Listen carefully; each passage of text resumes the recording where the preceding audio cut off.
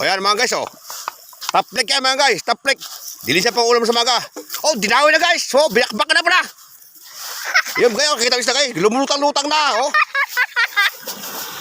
Yan guys, oh. Yan, oh. Oh, pang ulam na guys. Oh, kung makikita nyo naman, oh. Pang ulam na. Oh, hindi ka na bibili.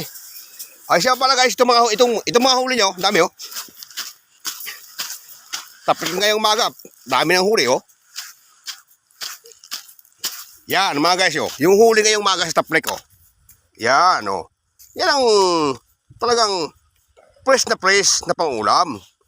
Hindi pinagdaan sa hilo. Talagang sariwa. Gumagalaw-galaw pa nga, oh. Gumagalaw-galaw pa, guys, oh. Oh, tumudo, oh. Oh. Oh, guys, oh. Pumapalo pa, oh. Gumagalaw pa. Sariwa yan, mga guys. Yan.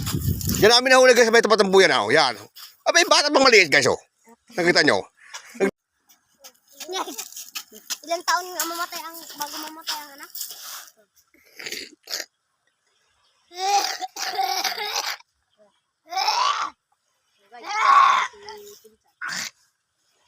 O mga guys, ganda ng dagat, oh.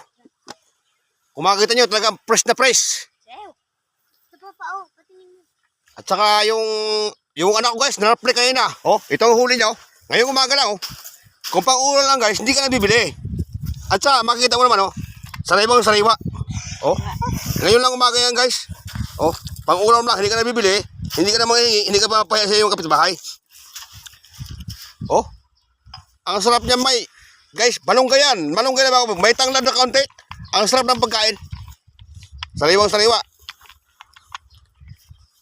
Oh. Ayan, oh.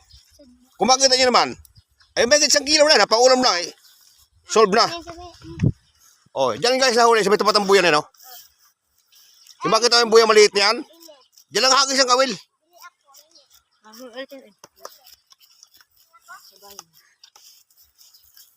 Nakantis tayo guys.